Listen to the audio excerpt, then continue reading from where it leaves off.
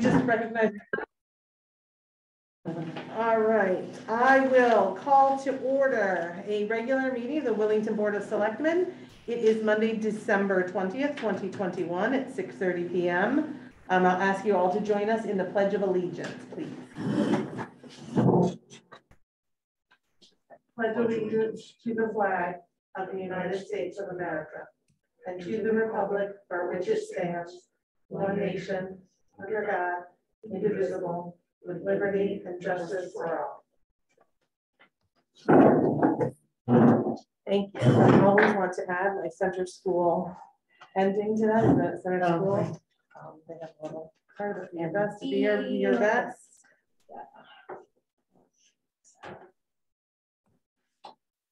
The first item on our agenda, next item on our agenda is approving the regular minutes from our December 6th meeting. I make a motion to approve the minutes as written. Motion by Selectman Loritz. Is there a second? Second. Seconded by Selectman Bulett. Any discussion? All right, seeing none, all those in favor signify by saying aye. Aye. Aye. Motion carries.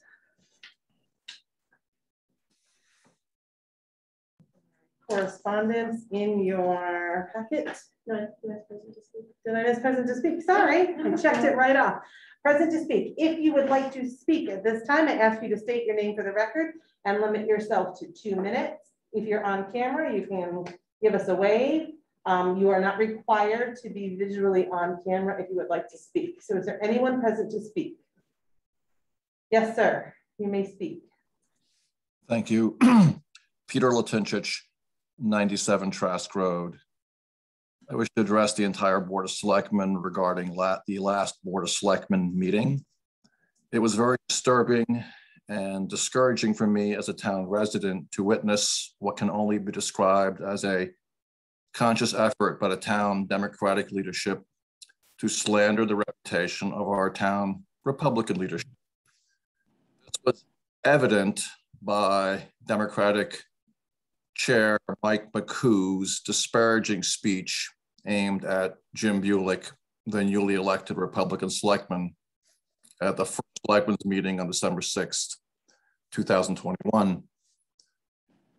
Who started the meeting with a verbal attack on Mr. Bulick, citing issues from previous election, issues that divided townspeople, issues that were resolved by the democratic process by town voters on election day.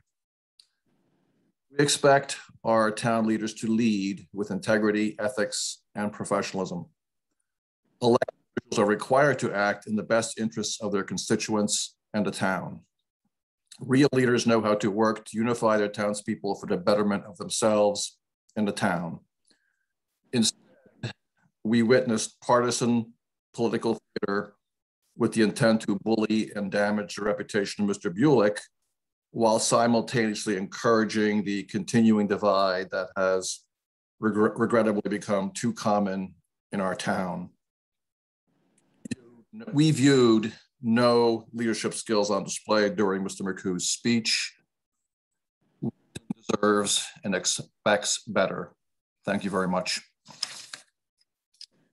Thank you. Is there anyone else present to speak? Anyone in the room? Anyone in the room? Anyone in the room? All right, there's nobody actually in the room. All right, so seeing none, I will move on. There will be another opportunity at the end of the meeting if anyone wishes to speak. All right, now correspondence. There should be a list of correspondence in your packet.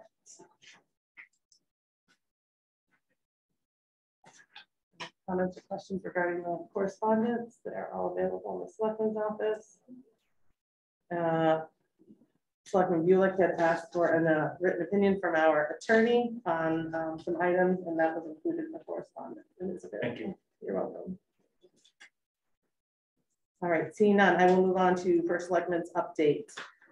All right, I have no new information on the steep grant other than we did pass at town meeting the easement from the old town hall property to the green to allow for the septic system. So we will forward that on to the state agency so that hopefully we can get a signed contract and move forward with the process soon.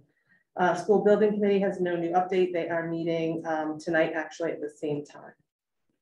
So lots of nothing new. I know Mike D'Amato has circled back with our colleagues at Prague regarding the next step in the process, and we're waiting to hear back from them. The TOB basement project, if you recall, we agreed on vendors for that project at our last meeting. So Troy has been working with getting things set up. We're looking at on or about January 17th for the service master to come in to do the cleaning of the basement, and early February, early to mid-February for the concrete pour. He's still working with Jake's Foundations on scheduling a date for that. So we'll get it cleaned first and then hopefully soon thereafter. Another CIP project for the 3 public work trucks. So we had the public hearing on the lease. We anticipate closing on the lease this week. The closing was initially set for Christmas Eve. If not, then it will be early next week for that closing. As far as actually taking in the 3 vehicles, as you know, everything in the supply chain has been affected, and our trucks are no different. So the new dump truck, which will be used for plowing, amongst other things, should be ready any day now. That's good news. The F450 is being built, and it's at Hartford Truck waiting for the body and plow and things to be completed. That's expected to be ready within about a month. We're still waiting for the F350, which will replace the Public Works Director's vehicle from Ford. So that expected date at this point has been pushed to February or March. And keep in mind, when we ordered these things in June, July, it was, you know, early October, early November at the latest. So as with everything else, it's slowly been pushed. The ARPA funding, the ordinance was passed at town meeting last week. So the ordinance now has to be published, which was done today. It was published as of today. And there's a 15-day wait period before the ordinance becomes effective. So this board will need to appoint those members to the commission, and that can't happen until at least January 4th, 2022. Our meeting is January 3rd. So I would anticipate at our meeting after that on January 18th, that we would then begin the process of appointing members and then that commission being able to meet. Union negotiations, we had our 3rd session today, and we believe we've come to terms on a new contract. So we'll wait for the language in writing, and then both parties will move to ratify. So I hope that that can wrap up. If not by our next meeting, then maybe that January 18th meeting to have that all done and take a vote on it. Next meeting, next selectmen's next selectmen's meeting, yes. So there, we don't anticipate any other sessions of the negotiations. COVID-19 updates. As of the 16th, the reporting last week, we are at 61% fully vaccinated. So we're seeing really good numbers in vaccination rates in all of our population areas, except the 18 to 24 range. We're only at 29% there. Just to give you some perspective, we have 22% of our 5 to 11-year-olds vaccinated at this point, and they just became eligible. So I've spoken with Eastern Highlands about this as we try to, do our best to try to make sense of the data when all of our other ages are, 100%, 67, 74, 52%. We think it's possible that that age range population accounts for a lot of college students, and that if they are not original to Willington, so let's say they're Yukon transplants, that they may be counted as far as vaccination in their home towns and not in our numbers. So they're still counted in our population numbers, but not necessarily actually have gotten the vaccine when they were here. So I live in Newington, and that's where my data may be received. Now, there's a lot of assumptions there, but it seems pretty probable that that may be the case, simply because of the age range we're talking about, college age. students for the most part, and so that could relate to it. That's the only age group that really we're lacking in, but once again, I encourage folks to consider being vaccinated. As far as COVID positive cases, we stand today at 406 positive cases, cumulative, with 50 probable. That is a 45 case increase in the last 2 weeks. From the time I've been keeping the data, the best I can find in our own data here, that is the highest 2-week increase that we've seen. But it goes with what we're seeing across the state as a whole. So we are still in that red alert status. We are at 54.8 cases per 100,000 as of Thursday, and that's a 2-week average. We knew our infection rate was high 2 weeks ago when we met, and that was 19.5 per 100. So again, the recommendation from the state, if you are fully vaccinated and you're in a community that's in the red, which is all but about 5 towns in the state, that everyone should wear a mask in indoor public settings, and then take additional precautions recommended by CDC. If you are not fully vaccinated, you're encouraged to wear a mask indoors in all public spaces and when close to people outside your household, and to avoid close interactions with people outside of your household in indoor and outdoor settings, including both large and small events. So just some context there. And again, with the data showing an increase in the state, I really want to urge all of our residents who are eligible, that's anyone 5 years of age and older, to get vaccinated. And that if they have any questions about the vaccine, I encourage folks to speak with their physicians. I want to give you a little update on the staff holiday party that we had planned for last Friday.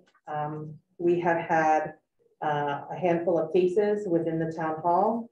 They were not, as a result of spread in the town hall, and they did not cause a spread here. So they were isolated incidents, but out of an abundance of caution, we decided not to hold that event and instead still closed the building early, and I let staff go home and have a few hours to themselves. So it's not what we wanted to do. I really wanted to encourage the staff being together and celebrating them and the year of work that they've done.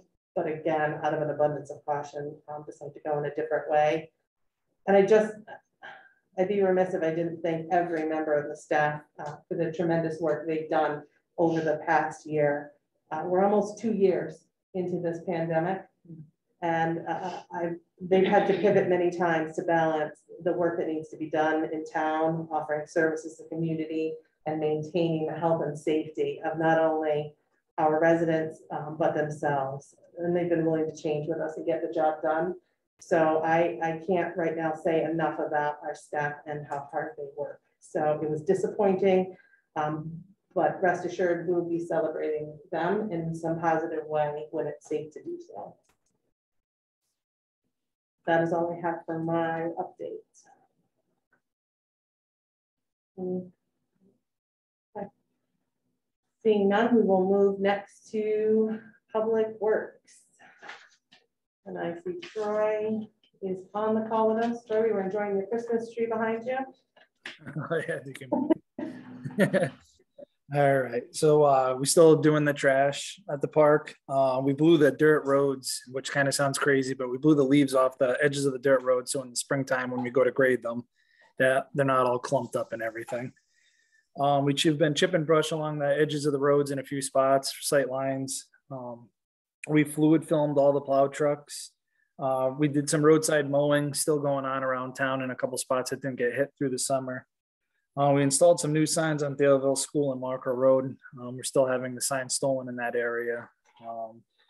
So that's the third Daleville School sign we've done in probably the last 3 months, and the Marker Road sign was done twice.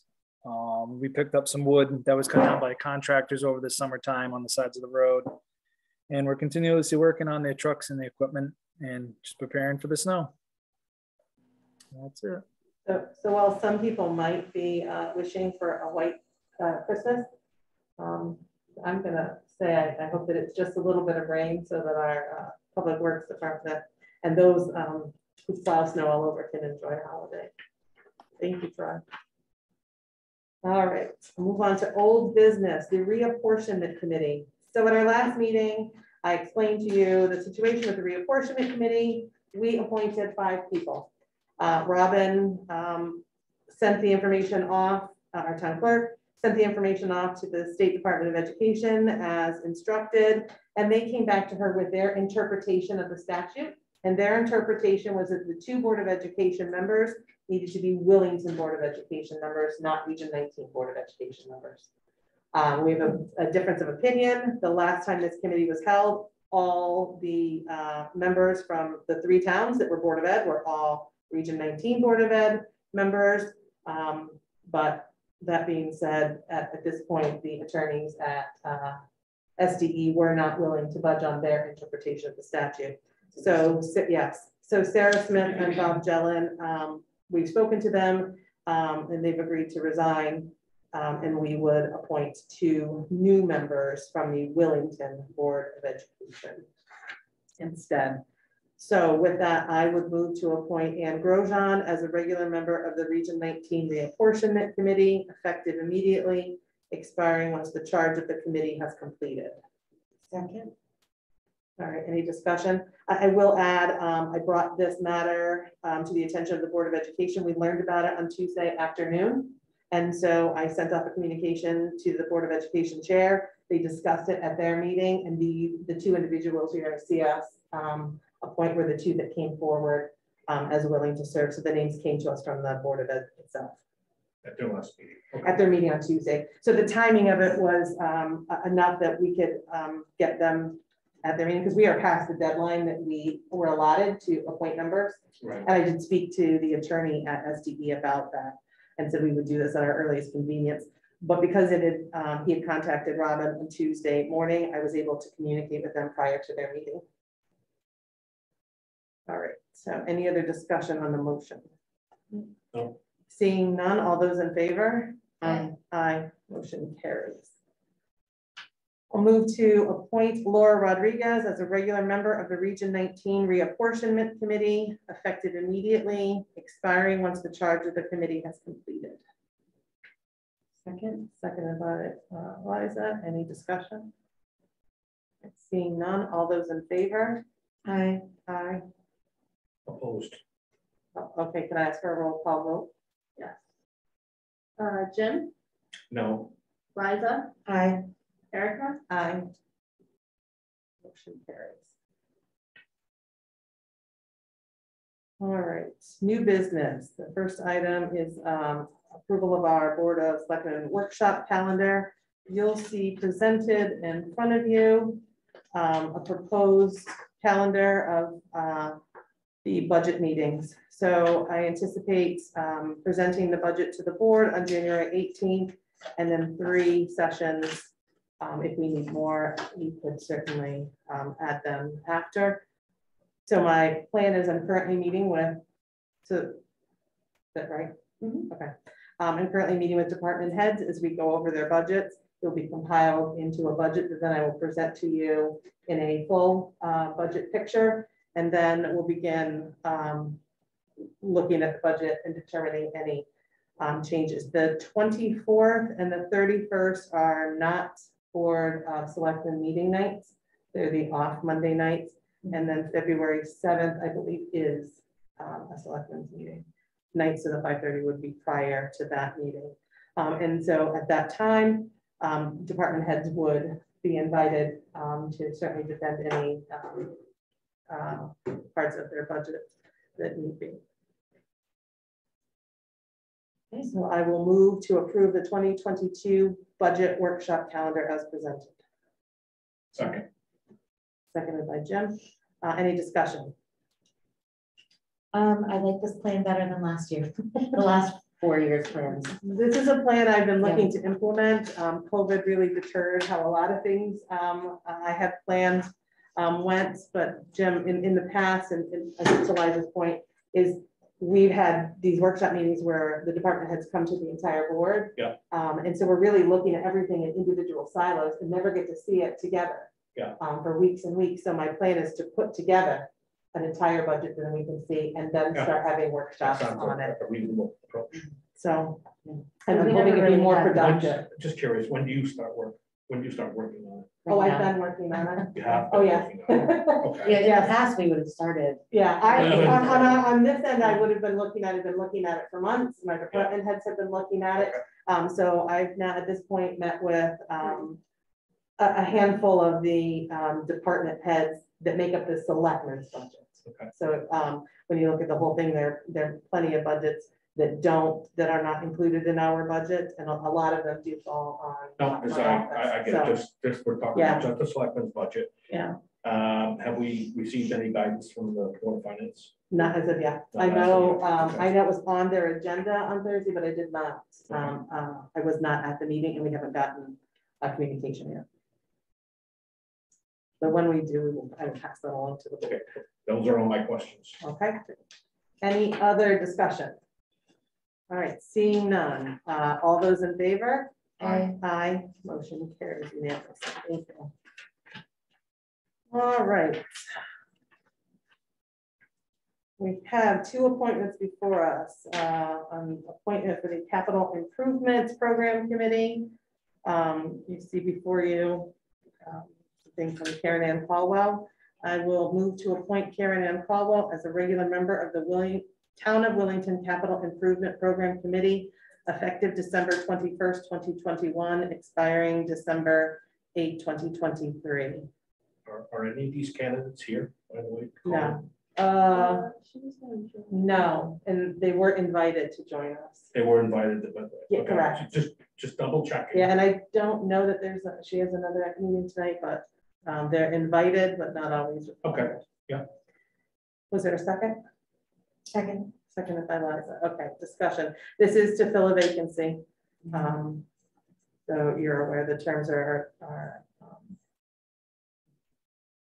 3-year, they're 3-year terms. So this is fulfilling And 2 of the I 3 think years. they overlap, right? So They do. So I think they're staggered, 2, 2, and 2 Yeah. of the voting, the 6 appointed members. Seeing no other discussion, I will call for a vote. All those in favor? Aye. Aye. Motion carries. And the last is to appoint a recording secretary for the SBC. I will move to appoint Nicole Fusco as the recording secretary for the school building committee, effective immediately, expiring June 30th, 2022. Second. Seconded by Jim. Discussion for sake of discussion. Nicole was invited but could not be with us because the SBC is meeting at 6:30 tonight. So it's very possible she is at that meeting. This term expires every year. So by July 1, we have to renew any recording secretary, regular recording secretary position. So that's why it's only good till June 30th. I want to thank Nicole for So we stepping normally appoint forward. them July 1. We normally appoint them in June, but they In would June, they would July. begin a renewal July 1 through June 30. But this was a new committee Yeah. that They I need don't one. think we're- they have one? but just recently, they don't have one. Kelsey had been doing it for us a handful of times. We had a member, to move around again. There was a member of the FBC that was taking the minutes, and the committee agreed to that, so long as that member could fully participate in the discussion. And after really trying to give it her all, and she did a great job, found that it was harder for her to participate in the discussion. And when she came forward, I found some money in the selectmen's budget to cover the recording secretary for this year. So you'll see it budgeted next year going forward. Any other discussion? Seeing none, I will call for a vote. All those in favor? Aye. Aye. All right, I want to thank both Karen Ann and Nicole for stepping up in their willingness to serve.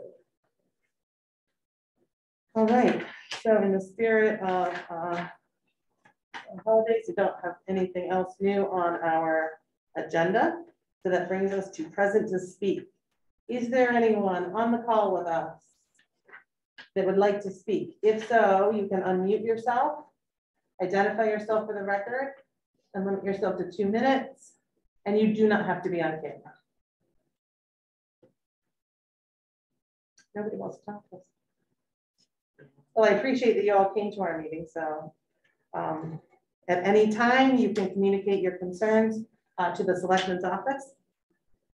Good and welfare. I'll remind you that mobile food chair is Wednesday from 11 to 11:30 this Wednesday here at the town office building. It meets every other week and it is open to all residents.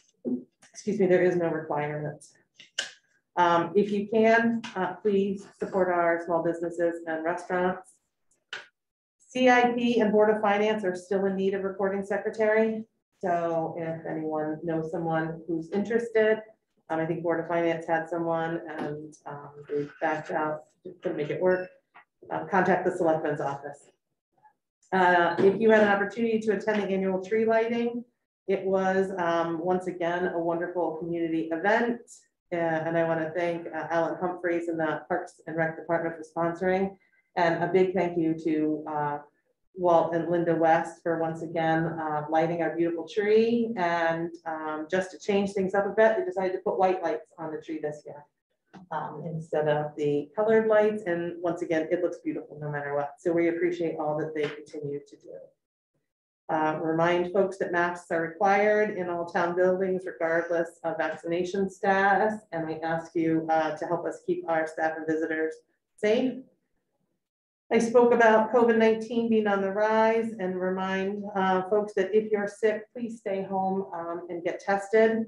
You can find information on tests. We'll make sure there's a link on our website to both the state site and Eastern Highlands Health District. If we all do our part, we can get through this. And a second COVID vaccine clinic is going to be held at Hall School on December 29th. That's next Wednesday from 3:30 to 8 p.m. And that's going to be done by Griffin Health. So they were out here at the beginning of December. This clinic will have first dose, second doses, and booster shots for all age ranges. And they'll have Moderna, Pfizer, and Johnson & Johnson available. The clinic that was held on December 8th was really successful. They gave out 78 booster shots, 16 first dose adults vaccines, which is a large number of first dose vaccines, 39 pediatric first doses, and a combined 4 second dose vaccines were given. So I want to thank Griffin Health, Connecticut DPH, and our superintendent for working to put that clinic together for our residents. So there's no, you can sign up, but I believe they take walk-ins as well. And so we'll share that information out on our website and social media again. And I want to wish everyone a happy holidays. No matter what you celebrate, we hope that you are able to celebrate with your family and friends safely. And we won't see you again. So happy New Year. 2021 was a heck of a year. And I look forward to us moving forward together. I want to just take a moment to address the comments that were made in Present to Speak. The comments that were made by a resident, whether we agree with them or not. We hear all kinds of comments by our residents, oftentimes directed at us. And what we need to do is work to move in a direction that no resident feels that they need to come to this board and feel the kind of divide that we've seen. I think we can work together, and I look forward to us moving in a positive direction. But I can speak for myself. There was no concerted effort by any leadership at this table to make disparaging marks against the selectmen. Our residents are entitled to express their opinion in Present to Speak. I have been on the receiving end of it multiple times. So while we may not agree with it, we hear our residents and we try to do better by them. With that said, any good and welfare items either of you would like to share? Yes, I'll just come out, wish everybody a Merry Christmas and a Happy New Year. Merry Christmas and Happy New Year. Same to everybody else. Yeah. And Stay again, safe, I'm everyone. sorry if you don't have White Christmas, it may or may not be my wishing. You know, so I will move to adjourn at 7 p.m. Second. And all those in favor? Aye. Aye. Thank you all. Kelsey, thank you.